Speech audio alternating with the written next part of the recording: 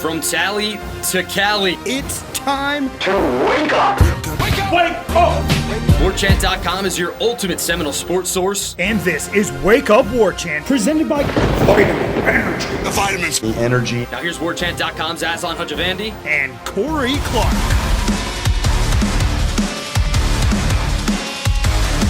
Wake up! It's Wake Up Warchant presented by Vitamin Energy. Coming up on today's show. Oh, yeah. Piece of paper. All of Aslan's practice observations from Monday coming at you, folks. And the coaches poll has dropped. Florida State ranked 10th. You might feel disrespected. We don't. And we'll tell you why. Wake Up Warchant presented by Vitamin Energy. VitaminEnergy.com. Promo code Corey Clark, please. Warchant BOGO. Ooh, yeah, baby. Surviving a hurricane. We got a whole new lease on life here on the program. That's right. VitaminEnergy.com. Promo code Warchant BOGO. Buy one, get one free when you use that promo code, everybody. It works on all of it. If you want to get the Workout Plus, you want to get the Immune Plus, you want to get the Mood Plus, Focus Plus, hydration, 8 hours sleep. It don't matter. They're going to hook you up. Buy one, get one free because they're Noles trying to help fellow Noles. We like the variety pack, though. It's just the easiest way to get through a really tough quandary of which one do I take, Aslan and Corey. It's like, try all of them. You can't go wrong. So try the variety pack. You can buy one and get one free. And then when you figure out which one you like, you can maybe double down and get fully behind that one. Clinically tested, clinically proven, 7 hours of energy, no sugar crash, 260 milligrams of all natural caffeine. What are you waiting for, everybody? And depending on the variety, maybe a little bit better pump in the gym. I think I'm going to should I do the Workout Plus, Corey? I think I should do the Workout Plus. We just made Do it. it. Do it. Quit talking about it. Just do it. Right? Be about it. Be about it, as the kids say. Warchant.com is about being the ultimate Seminole sports source. Come join us for only $1 for 2 months of access using the promo code FSU1. No spaces, just FSU1. 2 months, $1. Observations, columns, war rooms, premium recruiting chats, and much, much more. Discounts to Garnet and Gold on the monthly. Special sales that are only open to Warchant subscribers. All these things, it's all worth it. It pays for itself. And then all the knowledge you have. And, there's always that guy that, talks about their favorite football team, Corey, but they don't really know the ins and outs. But, that'll be you when you're a member of Warchant.com. Like the guy that talks about Florida State. Like, oh, yeah, I heard we're doing really good. And it's like, yeah. Give me some specifics. What have you heard? And then you can school them after you read all the stuff from Corey and Ira and everybody. Corey, how are you, by the way? I'm good. Hey, Aslan, thank you so much for asking. Thank you so much for having me on again. Shout out to Brady Clark. Started his junior year of high school on Monday, which is crazy. I know all you guys that have gone through this can relate, but that kid is a junior in high school. It's really hard to believe. I hope I haven't screwed him up too much as he goes headlong into adulthood and driving a car, which will be coming hopefully within the month. He'll be driving a car, but he's got to pass the test first. That still hasn't happened. He hasn't failed it yet. He hasn't been able to take it. By the way, Aslan, did you know in Georgia, I can't remember if I brought this up or not, they don't have instructors in the car when they do driver's tests. They have a dash cam. Oh no, really? That feels so I can't get intrusive. this kid a testing time until like 3 weeks from now because it takes that long, I guess, to get whoever's doing it in I don't know, Uganda or Canada, whoever his instructor isn't on site. So apparently I have to sit in the car with him but can't talk to him as the instructor has him do all the steps of a driver's test. Is that not insane? Is it your car, or is there are there pre-wired cars at the DMV that you have to choose from, or like a rental car lot? I do not know that. I think it's my car, which will be good. It'll be a smaller car. That should help with the parallel parking. But yeah, man, isn't that insane? And you would have thought they must have done that to streamline things. So they can do 30 tests a day or 40 tests a day, and it's like no. Any municipality anywhere in Gwinnett County or around it, it's 3 weeks until he can get in for a test. Meanwhile, Tallahassee, you call them up like, yeah, come down now. Joe's waiting to drive somebody around. Just come on out. Come on down. But up here in Atlanta, it's a little different. So, yeah, I couldn't believe when his mom told me that no, it's you have to be in the car, but you can't talk. You having to watch your son try to parallel park a car and not being able to say anything. Buddy, I am going to have a notepad and a magic marker, and I'm going to be scribbling furiously. I hope I'm not on dash cam. I hope it's just aimed at him. So or I'll text. I will try my best not to whisper. But yeah, so Brady starts his junior in high school, and hopefully within the month we'll be will be driving to school, which is pretty remarkable. Maybe you guys can work out like an elaborate hand signs and stuff, you know? Like you'll put your fist up and that means like move 5 feet forward. And then like you'll extend your arm out straight and you'll be like, all right, you need to like cut the wheel fully to that side. Yeah, but I don't think they're going to want Brady looking to his right. I guess if he's got good peripheral vision, which he does, maybe it won't look like he's looking at me for help. But yeah, all things we got to work out, Aslan, before he goes and tries to pass this dumb thing. Luckily, I don't think Mike Norvell's team is going to have to work out through that many difficult things to get ready for their first game of the year. But they did overcome Debbie, which what happened? Like I went to bed. I'm like, I'm going to get woken up probably in a few hours, and it's going to be lousy. But like, I don't even know what happened. I think it wobbled or something at the last minute. Went a little bit east, so Tallahassee mostly spared. Mike Norvell looked like a genius, not canceling practice. Sounds like they're still scheduled to head out to Jacksonville after practice today, and then they'll be there Wednesday, Thursday. And Ira and myself will be out there. And it sounded like even if they're going to be a little bit rained out, which is kind of almost feels a little counterintuitive when your whole slogan is work. But I get it. I mean, they got 25 practices, so maybe like all 25 of them might not be completely full bore, balls with a Z to the wall nuts. But it sounded like he was more concerned about just the team building aspect about being in Jacksonville more so than anything else in terms of football and development. Yeah, I mean, do we think that is rain in the forecast for Wednesday and Thursday? No, but just that field. I mean, you've been at that field. It's an intramural field. I don't know how well it drains, and apparently, Jacksonville's been getting pretty drenched as well. I would think they'd obviously still want to get some work in. I don't know that. I know it's like the familiar building and the camaraderie and all that, and loving your brothers, getting to know your brothers. That's all part of the trip. But at the same time, you're over there to work too. So they'll find a way, even if they have to go to Alltel Stadium or whatever it's called now, Everbank. Who knows? Oh, I think that's it. Yeah. They can go there and get some work in. But yeah, I absolutely believe that they're not going to just go over there and roast marshmallows. They got to get some work in. Otherwise, you're wasting our time, man. Like, it's awesome. All that other peripheral stuff is awesome. I'm not dismissing it, but these are 2 very important days. So go get some work done.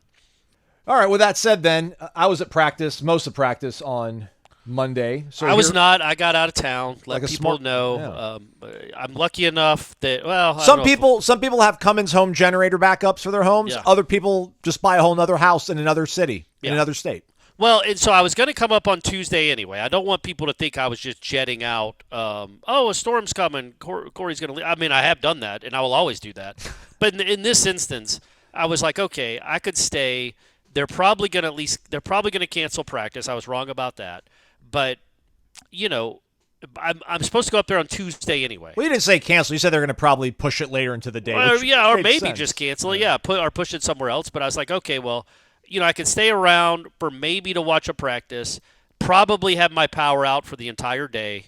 No offense to the electrical crews in Tallahassee. It's just it's tough. It's tough going out there, or it has been a lot of the times that I've lived there. So I feel like, okay, I'm going to stay there for a day without power. When I have a house, and I'm going up there anyway, it's not like I went and bought a hotel. I was just going up. I went up 2 days early to be with my son his first week of school. So. But I miss practice, and I do. I'm not fired up about that. But luckily, as Aslan was about to go into, he was there. He got to watch it. Ira's got all those observations up on the board. So let's hear it. What do we see, Aslan? What do we like? Let's just start with what I don't need a 7-on-7. This happened. This happened. This happened. That's what the people want. No. I don't think so. Oh, you get to do it. Why can't I do it? No. I don't do it on the radio. I do it in print. I'm saying who stood out. Give me some highlights of some plays that you liked. I don't need an 11-yard pass to Jaylen Brown. Who made plays? Who did you notice? I'm talking about right now. How are we gonna fill a 45-minute show if I just give you the highlights? I can riff on the Olympics. Have you watched kite surfing or the kayak slalom where they're just beating the crap out of each other? I haven't heard about that, but I watched trampoline, which was mesmerizing. It's incredible. It's amazing. I've gotten in an argument with Stephanie that I think if I started Brady right now, he could be on the handball team in 10 years. He could be for maybe 2028. All right. He could be playing in the LA games as one of our handball guys. Or like how many people competitive windsurf? Yeah. 40 in the world. I'm talking about. There's so many. It's like, kind of like the Guinness Book of World Records, right? Like, yeah, the strongest man, good luck with that. The fastest man, no thanks. The record for eating peanut butter crackers in a 20-minute span. Like, there's all these things you can do little niches to get a little notoriety. And, man, I'm telling you, there are so many of these crazy Olympic sports where you're like, oh, my, I feel like I could do that. And, like, Scotty Scheffler, for instance, obviously golf is a different – but, like, he had an unbelievable skill set that he was born with to go along with the opportunity that his parents apparently gave him to go find the golf course. What if his parents had grown up – what if his parents were hippies? And all this God-given ability he had was instead thrown into the guitar or, sawing logs. Whatever hippies do. Well, hippies don't saw logs. They try to protect them. Yeah, that's a good point. That's a good point. Putting logs back together. Unsawing logs. So, like, he got lucky that he had this God-given ability and it was exposed to the sport at an early age. Do you think there's anybody out there that was just born to be a handball player? Like, just had this preternatural gift to be a handball player?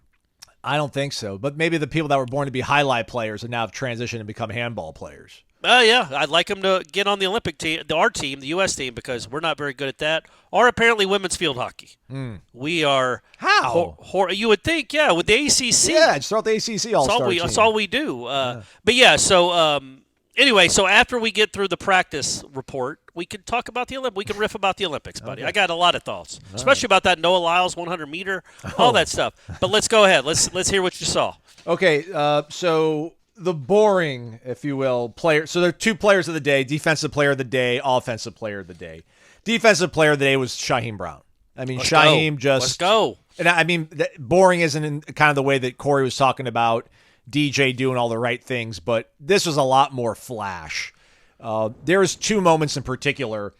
First off, period 3, where they usually do like an 11-on-11, and it's got some sort of in-game scenario. It's usually like minute left, we're down by 4, so we got to get a touchdown, or we're down by 2. Let's just get in field goal range. You only got one timeout.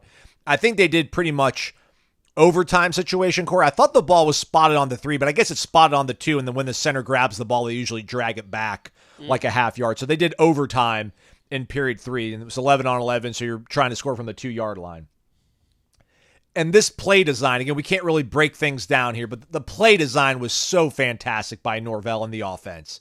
I mean, just in terms of all the different responsibilities that were being moved around, and then on the execution of it, it seemed like the defense had fallen for the trap that was laid for them. But Shaheem stayed disciplined, and the ball came to his side of the field, and he absolutely devoured the ball carrier.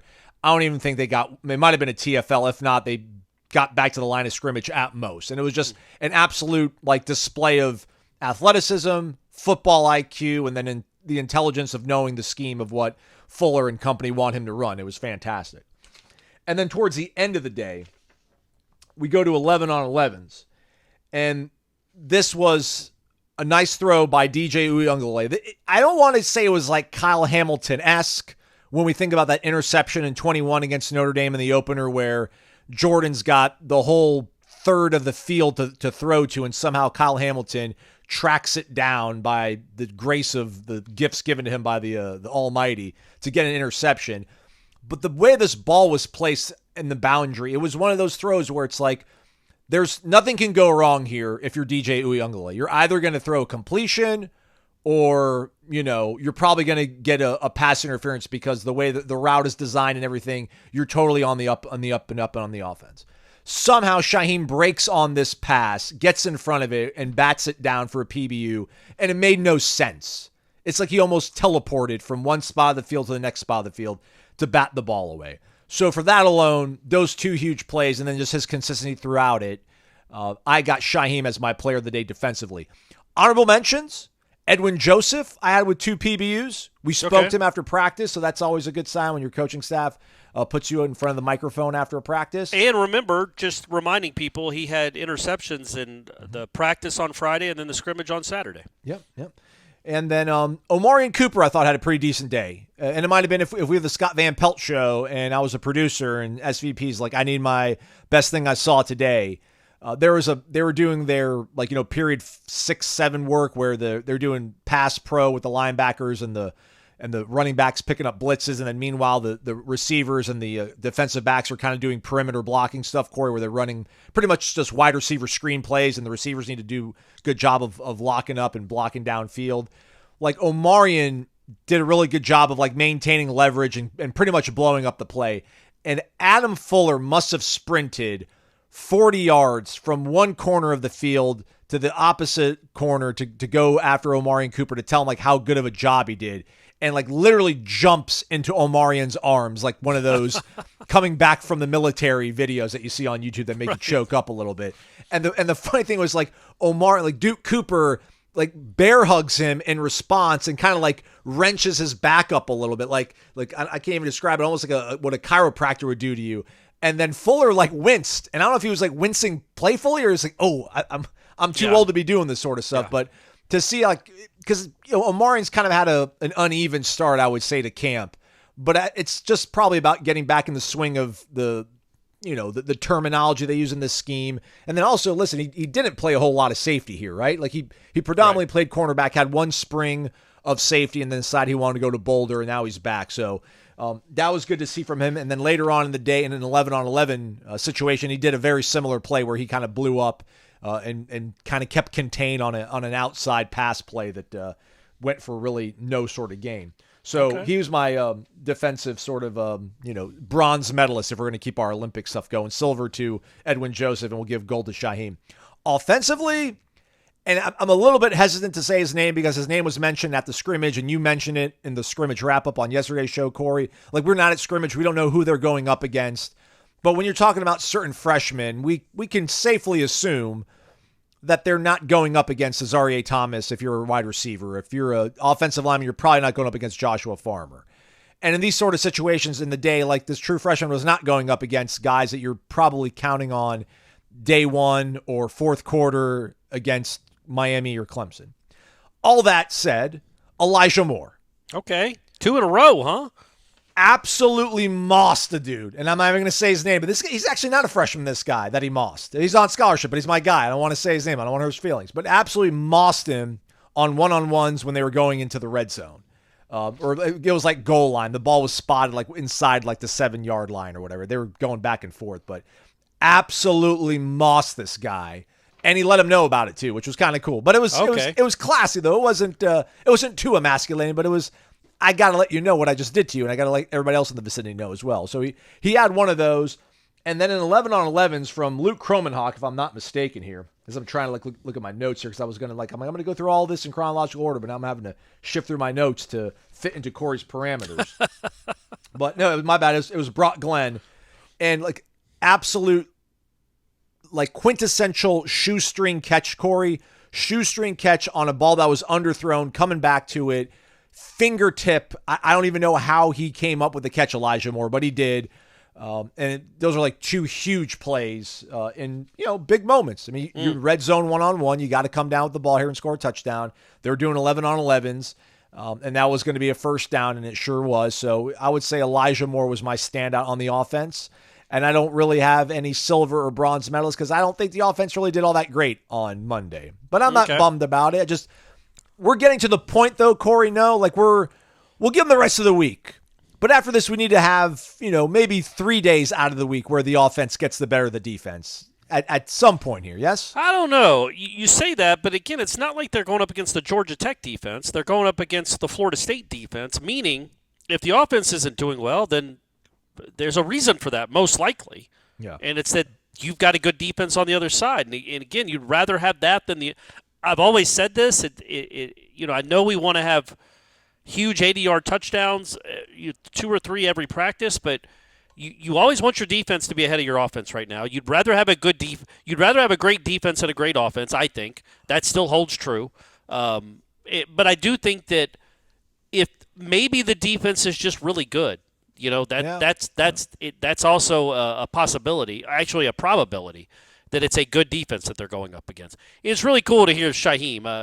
Ira asked Alex Atkins about Shaheem, just because of the what I've talked about with Shaheem and the way he He goes back and forth with the offense. He'll stand with the coaches when he's not on the field. He's always talking. Like, that kind of stuff matters.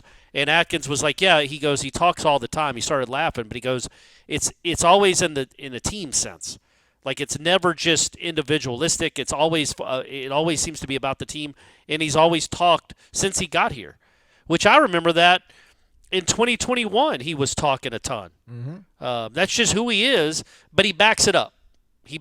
I know he has not had, let's just say, he's had a very good career. He's had a good career. He's been a part of 2 10-win teams. He was just an every game starter for a 13-0 team. But he has not been Ed Reed as far as playmaking ability. He made an all-time PAT block. Game-saving play, yeah. But wouldn't you say that's probably, weirdly, his most memorable play? Yeah, I can't. And it was special teams on a PAT. But that implies that he hasn't been good. I don't think it implies that. That's not what I'm trying to imply. But he hasn't been special at safety. I would love to see him take that next step and start making those game-changing, game-defining plays. But even if he doesn't, if he just stays this guy, it's invaluable how important he is to the defense. So he's almost always where he's supposed to be.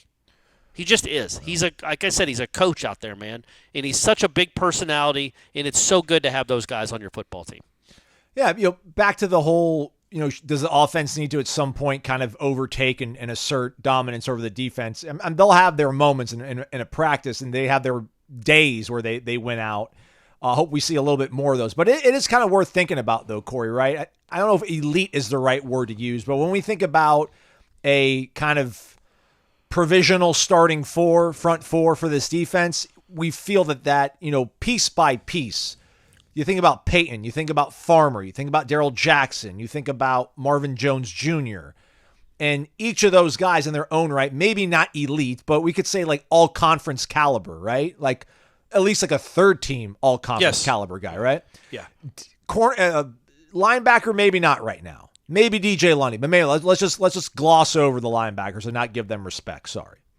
So we got 4 out of 6 when we talk about maybe like the starting lineup. I don't know if Earl Little's there yet, but Azarie is. Yeah. Fentrell is. Shaheem is. I mean, that right there, so that's 7. That's 7 out of your 11 guys that you feel really, really, really good about. All conference caliber players. And, I remember talking to Ira when I was younger about like, oh, how's this guy looking? Well, why don't they swap him out? And, Ira would be like, listen, man, like no team has 11 All-Americans on one side of the ball. And it's, it's pretty much true. Some teams have all 11 guys that go playing in the NFL. Shout out to the 2013 team. But, it maybe is time to start thinking about this defense. I just don't want to put like this expectation that they're going to be this like top 5 steel curtain, no one's going to score on them kind of defense. Right. But it is worth kind of examining a little bit maybe closer that this defense, again, 7 guys that are going to probably be all conference worthy. This is not an easy assignment day in and day out for this offense right now. Well, and you also have to remember last year's defense had, what did they have, 4 of the top 100 draft picks? Sounds about right. Yeah. We're off the Florida State defense, including that probably means 4 of what the top 4 of the first 40 defensive players drafted. I don't know how many of the first 100 were defensive players, but I'm guessing 40 to 45. So they had 4 of the top 45 defensive players eligible in the draft.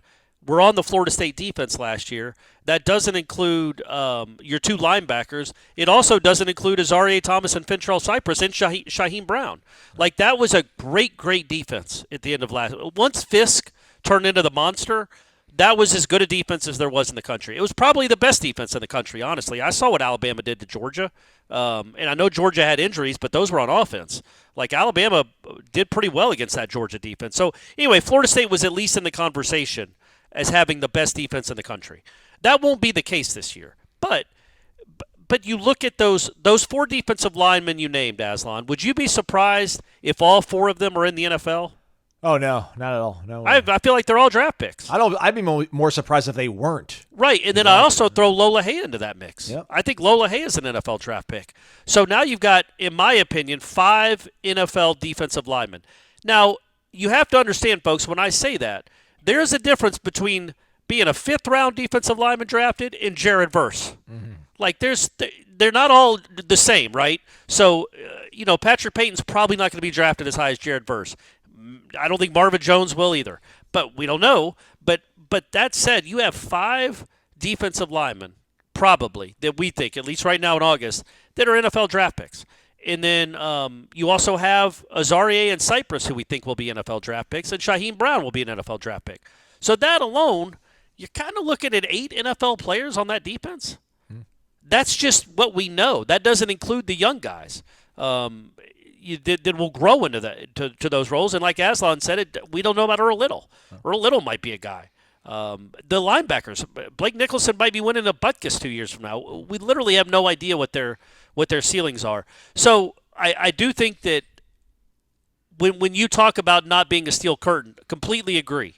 But there aren't many of those. Right. And I think when you look around college football, there aren't going to be many teams that have that kind of impactful depth on the line of scrimmage on defense. And that's what Florida State, the offense, is going against every day. Now, they mix and match, but even the guy like Durajai, he has an outside chance maybe to play in the NFL, depending on how much he grows. You never know what these guys are going to end up being. But, yeah, man, it can be hard to move against those kind of dudes. And I think by and large, I really liked what I've seen from the defense. Didn't get to watch them on Monday. But I think you have to go into the season knowing what they did against Louisville doesn't happen. Don't expect that. Georgia Tech is going to score. I don't want y'all to come at us on August 25th and be like, what happened to that NFL defensive line? Look, man, Georgia Tech probably has some dudes that'll play in the league. And we're not saying it's for Jared Versus. This is not Renard Wilson, Darnell Dockett, Travis Peter Johnson, Bowler, Jan Verse. It's not. They're guys that will play in the league, but we don't know how special they are. No. Literally, no idea. Like, there is a chance, right, Aslan, that all 4 of those starting defensive linemen could be first or second day picks. Mm-hmm. There's also a chance 2 of them are 5th-round picks. Like, this is their money year for all of them, and we'll see how much better they've gotten. But anyway, so the point being, even the really good defenses give up points and yards. So don't come at us and say, what happened to that NFL defense if Georgia Tech scores 30-something points? Georgia Tech's going to score, and they're going to move the ball. But, you think over the course of a season, over 13 games, this defense will be one of the better ones in the country. And as long as the offense isn't mediocre, if the offense is just pretty good to go along with a good defense, you're going to win a lot more than you lose. Yeah. I do also want to mention that, I think that we went through the 6 guys that we talked about when we spoke to Fuller after the scrimmage, and he said that they're 6 deep right now at defensive tackle. Man, they got, I think they're like 5 deep at defensive end right now, which, by the way, underscore, italicized, bold print, nice bend by Marvin Jones Jr. in some situations on Monday. Okay, good. Also good teamed up with Patrick Payton on some stunts in some twist pass rush situations, okay. And did a good job.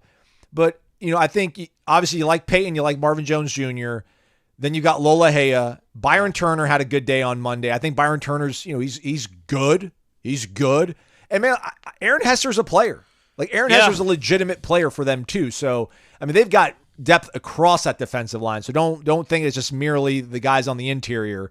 And they'll do some stuff where, I don't know, was it Fuller that said it the other day? Or I forgot who was.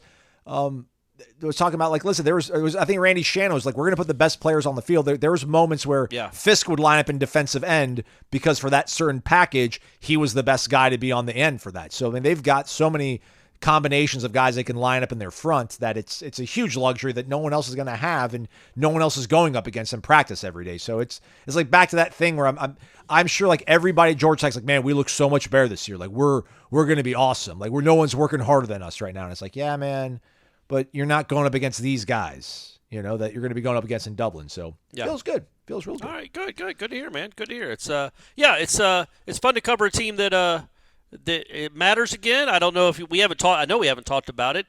The USA Today coaches poll came out on Monday, and the Noles are ranked 10th. Okay, we'll dive into that one in a sec. But gotta let you know, everybody, that if you don't have plans for lunch or dinner, well, now you do. Go to Corner Pocket Bar and Grill, because on Tuesday all day you get your tacos, beef or chicken, hard or soft shell, for only $8.99. Comes with a side dish of your choice, too. So pop in for lunch, pop in for dinner. Don't matter. It's going to be going on all day long. And then at 7 o'clock, trivia going down. Corey's not there, so obviously an opportunity to win without the Clark team gobbling up all the points on trivia nights. Up in the video. I maybe my team will be there, but they'll be there without me. Is there an alternate? Like, is there a permanent alternate that's always on standby, like when Corey's not in town? Buddy, good luck trying to find somebody to fill those shoes.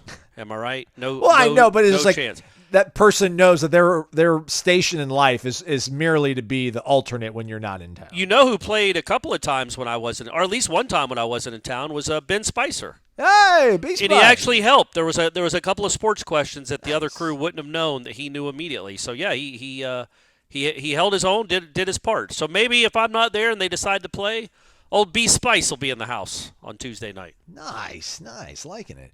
Corner Pocket Bar and Grill, 2475 Appalachia Parkway. Go check it out.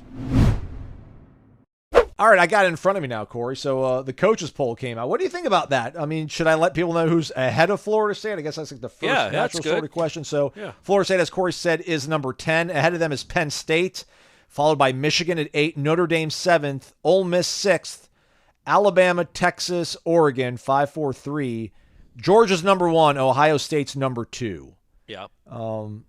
I think Florida State should probably be 7th on that list. I think they should be ahead of Penn State and they should be ahead of Michigan, and I would even say they should be ahead of Notre Dame. And I think Alabama, that's a lot of reputation too. So I'll maybe even bump them up to 6. I would say Ole Miss maybe just a smidge, a skosh ahead of them.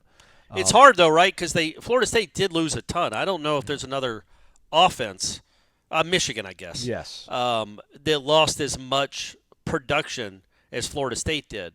But again, they replaced it with a bunch of, maybe not as good, but guys that have played a lot of football and pretty talented dudes. And they got their whole offensive line back. So, yeah, but, we'll see. It'll all work itself out in the end. I think, man, think about where Florida State is now. And again, I know it's a different era with NIL and the portal. You lose all those guys. They have 10 guys drafted, right? I keep not remembering. I think they had 10 guys drafted. They've got like 15 guys in camp. They lost. Correct, 10. Their whole skill position. They lost all their skill players that did much of anything last year.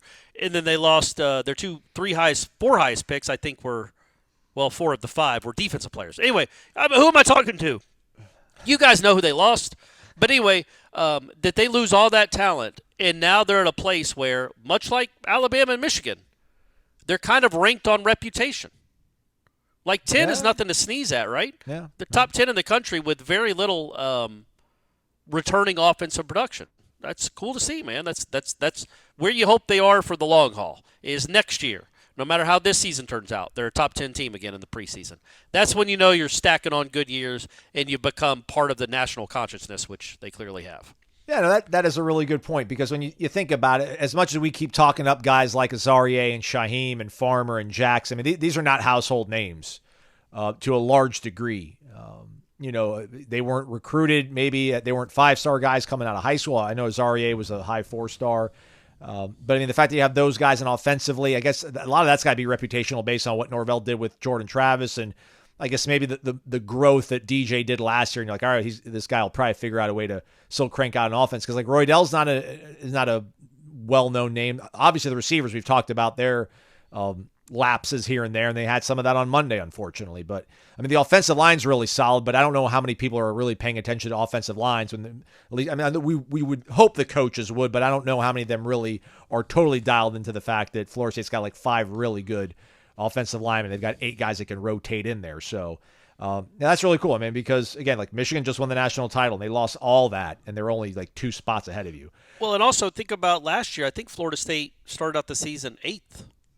Think of all the talent they had returning, how good that team ended up being, and they only started out 2 spots ahead of this team.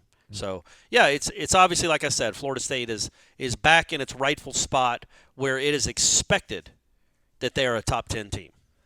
How about this? I was thinking about this. I'm going to try to get somebody from, I think, the AJC to break down Georgia Tech maybe in another week and a half or so as we get closer to the game. Maybe it'll be one of those shows where we're in transit, so we don't have to worry about doing a show. But You talked about last year they're ranked 8th. This year they're ranked 10th. And I was much more confident. And I'm still pretty confident. I think Florida State's going to beat Georgia Tech. But I was supremely confident going into the LSU game. Once I found out all about LSU and what their warts were, perceived or maybe real, I'm like, man, Florida State's got this, I don't want to say in the bag, but I'm like, I feel really, really good about it. Just the matchups work in their favor. LSU, their offensive line is a little bit still patchwork. The defensive line does not have anything high end.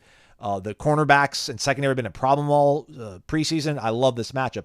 I don't know a lot about Georgia Tech right now, but I'm like right now, my confidence was much more higher going into the LSU game than this Georgia Tech game. I wonder how much of that is, that was a tougher opponent, but I guess that's just, for me at least, speaking for myself, it was just how confident I was in Florida State last year. Can you juxtapose maybe where your confidence was for the LSU game last year versus where you think about the Georgia Tech game now? Is it worth talking about for a minute or two?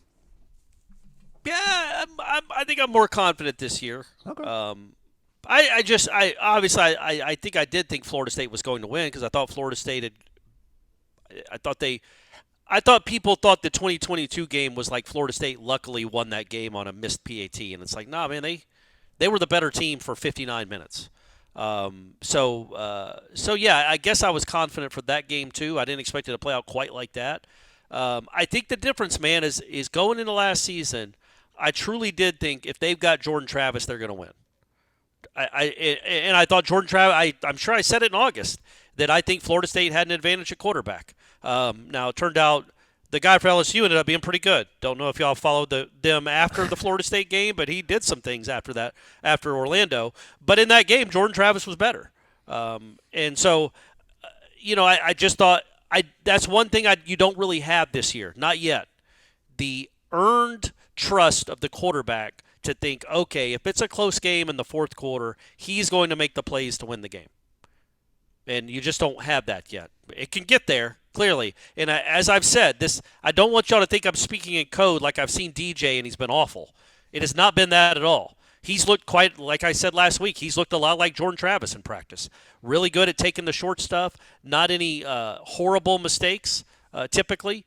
He's just been, he seems comfortable. But, until we see it in a game with people watching, I'm going to hold reservation that I'm as confident in this team as I was last year. But I just think LSU's better. That Georgia Tech defense was so bad last year that I am confident in this, Aslan, and this is where I could be 100% wrong. We could all be. I wrote a story about it. It's on the site right now. I do think the running game is going to be so much better that's what I have confidence in. If nothing else, even if DJ isn't playing well, those 5 guys up front can push Georgia Tech out of the way, and you should be able to run for a lot of yards. You want to expound on that? Or that's a pretty good summary because that's how I feel about this offensive line. Like those 5 guys are going to be able to push around pretty much anybody they're going up that I see. Well, I don't know about that, but I definitely think they should be able to push around Georgia Tech. If they don't, you got an issue. Because last year we kept waiting for that running game to come, and it never did. I just think you're better at offensive guard, quite frankly. I don't know how else to put it. Dimitri Emanuel, great Nole. First team All-ACC. Got his 6th year. He's a coach right now, too. He's still out there helping people out, man. He's a coach. So, him and Roddick, I think right now the combinations they're using at guard are better, a little more physical, a lot more athletic, I think. And they're going to pave the way for and also Darius Maurice, Robert Scott, Jeremiah Byers, whoever those other 3 guys that are starting are supposed to be better and stronger than they were last year and absolutely healthier. So all that should portend to a much better offensive line and being able to run the ball. I should walk back, push around. Again, over the course of 60 minutes, I think they will be superior to any defensive front they're going to face. So they'll have the opportunities to win football games in every single game they're in because of this offensive line and their superiority. But again, they've got to make the right read. They've got to make the throw right on time, and they've got to make the catch. So that's going to also fall on other people's shoulders amongst the team. Looking at the poll elsewhere, Corey, Clemson 14th, Miami 19th. NC State is 22nd.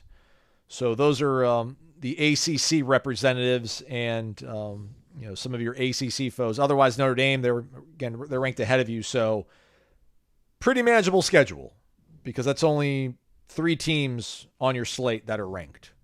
preseason. We get it. But, SMU's got votes. Florida got 11 votes. Okay. How is All right. I guess Billy Napier must be a cool guy. He's got 11 friends in the business that gave him those votes. So we'll see how it all shakes out. The Jimbo-less Aggies are at 20th. Okay. And nothing else. Hey, a really little stands bit out. of news that came down on Monday for a future opponent. Notre Dame's starting left tackle, who I think is their best offensive lineman, is out for the year, apparently, Oh, no. with a upper body injury. Well, yeah, because they lost their guy to the draft, right? Joe Alt, I think. Yeah. The Chargers. And then I think they in A&M. I think they opened with A&M, Notre Dame. So we'll see what they are in November.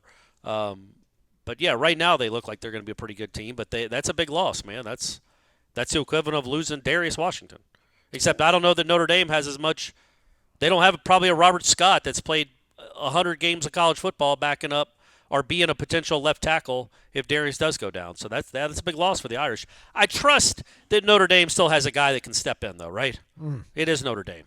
Apparently one of their defensive linemen, one of their top defensive linemen, injured his foot a few days ago and is going to be out for the game against A&M as well. Okay. So, All right. Yeah. that'd be It's a all rocky- falling apart. That'd be a rocky start for Yeah. Marcus Freeman and the Irish. Not a lot of luck for the Irish this coming season, possibly. Didn't bad joke. It's good, man. I liked it. We'll get to the rest of the practice observations right after this. I'm relatively sure if Adam Smith, the father of economics, was with us today, he would be a fan of Manscaped.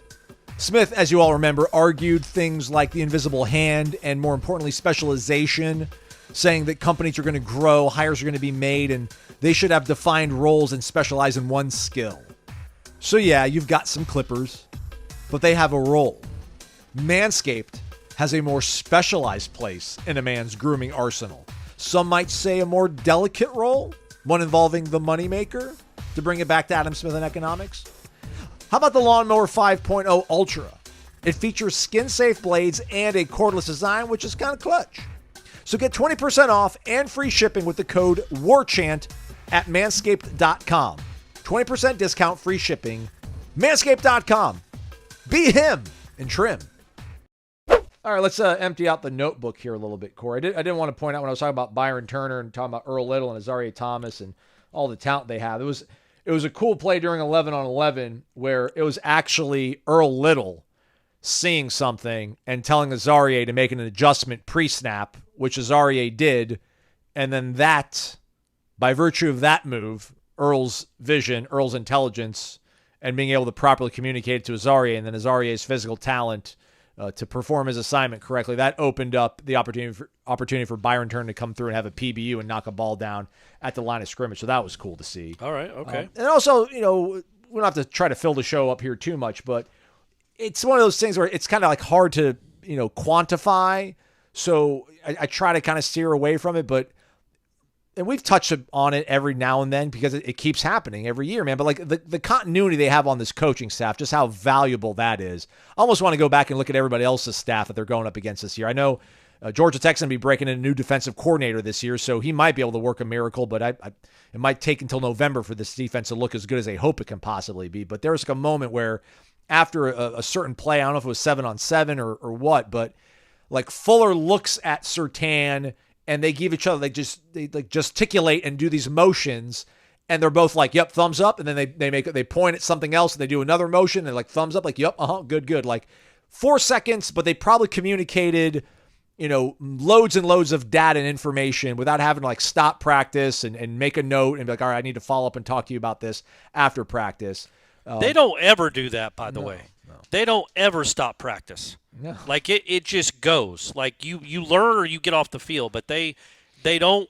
Other than like a false start or something, they are never going to. They don't run it back. If the offense is supposed to have 3 plays, the starters, and they turn it over on the first play, you're off the field. Like there's never any stoppages. All right, so that first period 3, where they did the overtime, the defense won 6 of the 7 reps. So that kind of set the tone for the day. I saw Cam Davis do a little bit better in pass protection, Corey, picking up the blitz when they did the one-on-one against the linebacker. So he was listening to the show. Roy Dell, meanwhile, absolutely stuffed Omar Graham on that rep. That was super cool to see. 11 on 11s. They did about like a fourth and medium around midfield in one of the early 11 on 11 team periods. I had the defense winning 4, the offense winning 3. Turner and Nicholson had a TFL.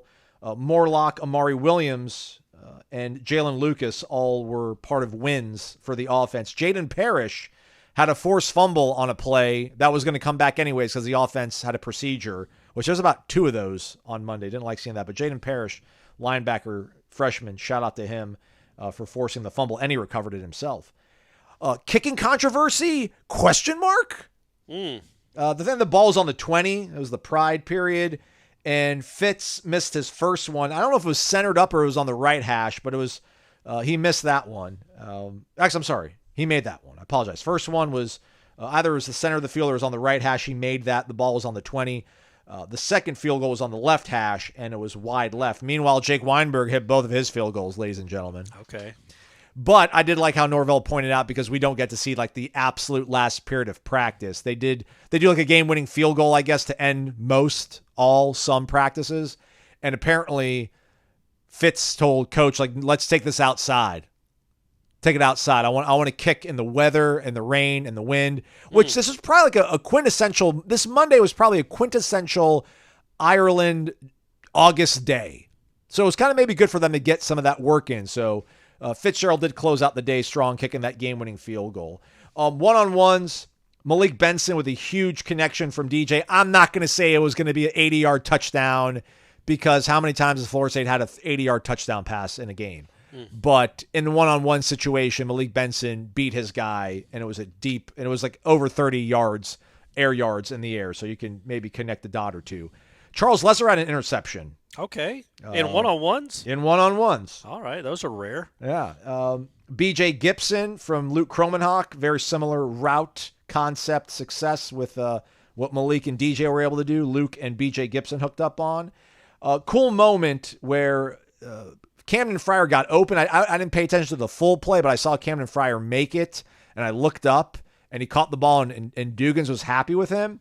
Okay. And it was on Kai Bates, but then I heard Norvell yell, "Good job, good job!" And I looked around, and he was going up to Kai Bates, and Norvell said to Kai Bates, "Good job. We'd have sacked his ass. Good job at the line." Okay. So that was cool to see. Overheard at practice. I want to almost make that like a recurring theme, but it's usually just going to be Odell saying something. So that was cool to see. Then they go to goal line one-on-ones. DJ, not all that sharp. Got a touchdown on his last one, though. Was 1 of 4 on his goes. And the one touchdown, this was Azarie on Malik Benson. And listen, it's a really tough assignment, one-on-ones for the defense, period, especially when you're in the goal line, the red zone.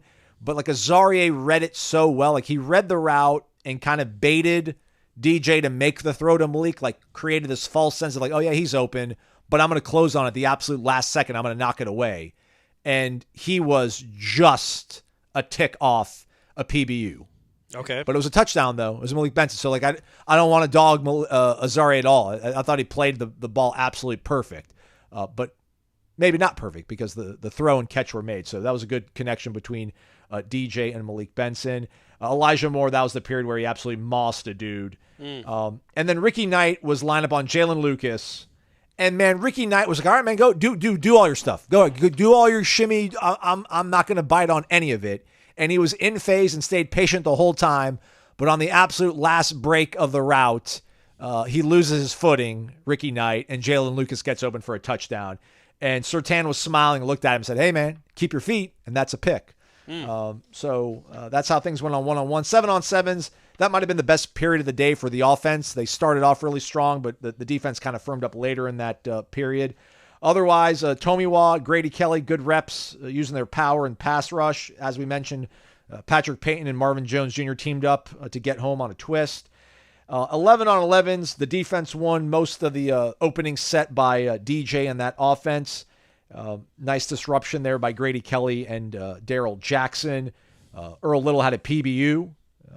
Defense also won against Luke Kromenhoek and their set. Hussey and Hester, the highlight of that sequence, they combined to get a bit of a pressure and get an incompletion. The one thing that irked me a little bit is that DJ had a moment in 11-on-11s, Corey, where there was an absolute layup, 20-yard opportunity for the offense, and it was, the defense had everything they had to do, but the offense still had the upper hand, and it was right there for you. He saw it, and the throw was not on the mark. And I was like, man, like these are the throws that you've got to make consistently, and we would see out of Jordan consistently. But the very next play, next snap, he's under duress again. The protection doesn't hold up, and he makes this crazy off-platform throw to Malik Benson that was going to break off and get at least a first down at minimum, but probably even bigger yards than that. So that was good to see the response. So we just need to see the consistency to where we don't see the at first. But that was that. Otherwise, other highlight from the 11-on-11, ball goes off the hands of Micaiah Danzy and is picked up by KJ Kirkland. So the defense. I want to go on the defense too. The defense won the day on Monday. So that's everything that we got in the notebook from Aslan's side of things. But Ira's got all of his observations over at warchant.com, so go check those out, everybody. And then Seminole headlines 1 to 3 o'clock today, Corey? Maybe? Yep, I won't be in studio. I assume the other two guys will be. That was another thing. Is like, man, I was afraid that the power would be out, and it's like, are we even going to be able to do a headlines from the studio? Will the power be out? But it's on. It's operational. So I'll be in the studio. I'll be on remote from my living room, and Jeff and I will be in the studio talking about the Noles and some more Olympic stuff. Oh, yeah. Anything else about the Olympics that stand out to you? The Noah Lyles stuff. So I did get to watch it live.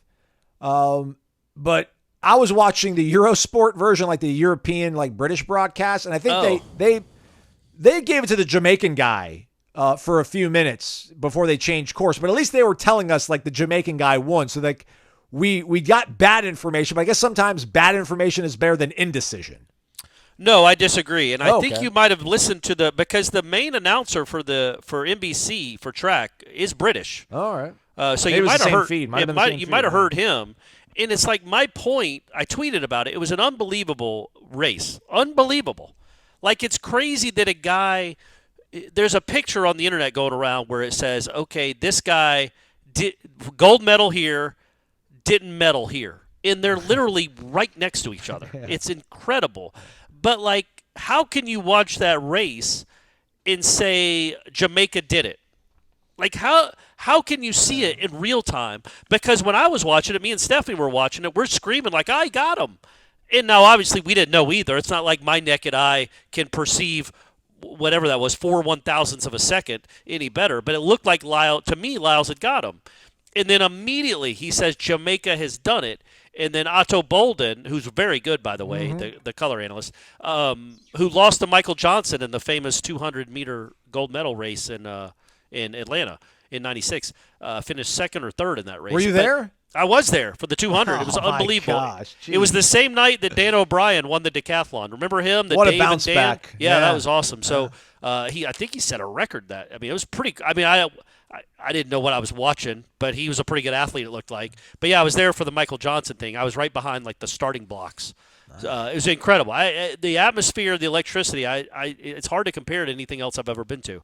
But that said, so when you see that race, and then I hear the announcer say Jamaica has done it, I'm like, oh, they must have already seen the results. Like, because I assume the results are instantaneous.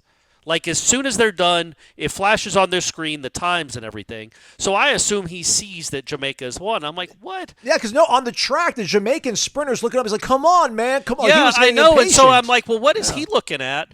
Yeah. Why are we being told that Lyles lost when they don't know that Lyles lost? And they're talking about it and looking it up on the big screen. So and it took them. Now, I know they edited it for their primetime broadcast, but after he looked up and the place went nuts and he took off his name tag and started showing it and running around the track, it was probably a good 30 seconds before the announcer finally came back on and said, Lyles has done it. Because I don't know what was going on. It was such a great race, and it was a little bit the call was a lot underwhelming. Didn't take away from the race, but it's like I don't know, man. I would have liked my guy he could have added to the tension. Like, been like, we don't know. Yeah. They're looking up. It's a photo finish. We have no idea. We're waiting. This is unprecedented in Olympic history. We've never seen a finish this close. Yeah. Heartbreak But it was for awesome. somebody and then exhalation for somebody. Yeah. But he had just already declared Jamaica. the winner, and then made Otto Bolton start talking about Jamaica. That was crazy, but it was awesome, man. It was what a cool race. And I think Lyles is a Gator, right? I think he went to Florida. But I love the way he talks about mental coaching, mental training, how important that is, because he said, he tweeted out that he battles anxiety, he battles depression. I think the more that becomes commonplace, the better it is for everybody. Simone Biles, who's unbelievable too, talks about that kind of stuff. I think that's important. But he's standing there before he gets into the starting blocks, and I think some of it is in an act, like just to get himself pumped up, the histrionics he does and the jumping up and down and the faces he makes to the camera. But when he's not staring directly in the camera, he's looking down, talking to himself, and said, "This is your moment. This is for you. This is your moment. This is what you've been waiting on. This is my moment." This is like the self-fulfilling stuff is like, I just think that's really cool, because you know how much it means to him, and then for him to win it like that was one of the highlights of the Olympics. Maybe the highlight for me, other than the glasses kid doing whatever he does on the pommel to get the silver. Thankfully, we can fully embrace and enjoy the American gold in the 100 meters. Lyles was born in Gainesville. He did commit to the Gators, but turned pro and signed with Adidas instead. Oh, there you go. Sorry, Gators. Goodness. Didn't that just kind of sabotage their track program? And they haven't been good since? Isn't that what happened? So what's left? I feel that's like the marquee event, obviously, the 100 meters. You still got basketballs out there. You got the 200 Is for there the men really and women. is there any drama in basketball this year? It feels like Team USA is pretty. I mean, they're beating the tar out of everyone they play, but you never know. You never know how it goes. Crazy sport. But the 200, I think you got the 4x1 still. It's all track right now. And don't forget, I think wrestling windsurfing starts in a few days too. Buddy, I watched on the Gold Channel. I watched the judo gold medal game, and literally, I was like, "Oh, that's a point. Well, that's got to be a point." No, he just slammed him down. That's got to be a point. You got to land on your back. You got to land on their back. Yeah. So literally, I watched 3 straight matches. They probably was a total of 31 minutes where there was like 2 points scored. Yeah. And then of course, it's really cool how they do if it's tied 3-3. They do like the golden score round, yeah. But they do it with like a Wheel of Fortune type. You don't know who's going to be picked. Yeah. You don't. They just and of They have to course go on it the ended up. attack. It ended up being the best guy that's ever done it, the French hero. Weirdly his weight got called, so he had to wrestle the fat kid from Japan. It was a really good match, man. I felt awful for the kid from Japan, but it was cool. It was just cool for. Like that moment, like when do judo wrestlers ever get that kind of attention? Right. Yeah. In Once their every home 4 state, years. but in their home country. Teddy Rene. Yeah. But he didn't do it in Tokyo or L.A. He did it in France. So getting that kind of support is just it's really cool for athletes like that probably aren't used to, don't get that kind of attention. Like in North Carolina Duke basketball game. They don't ever get that kind of attention, but for that one moment, they all did, and that's really neat for them. So good for them, good for Noah Lyles, good for America. Ledecky's awesome. Biles is awesome. Really cool stuff. All right. There's your Olympic corner, boys and girls. Yeah. I think I've watched more Olympics this year than I can remember since Me too. maybe the 96, literally the 96 games maybe. Probably, yeah, me too. I think it's just the Gold Zone is awesome. The fact that you can watch like 6 things at once, they keep you updated on everything. Yeah, it's all going well. I'm enjoying myself. It's almost like being a member of Warchant.com. They got you covered in everything. Radio, podcasting, videos, written word, forums, message boards, tweets, social media. We're everywhere, all the time. Go subscribe. Warchant.com. FSU1 is the promo code. Again, headlines 1 to 3 o'clock. Corey Clark, Irish O'Fell, Jeff Cameron, keeping you informed. We'll be back out at practice today, so check out Warchant.com around 8:30 in the morning. You'll see guys running into practice, and then everything else, 9:30, footage, interviews. You know how it goes, everybody. We'll see you later on. He's Corey Maslon. Thanks for listening to Wake Up Warchant, presented by Vitamin Energy.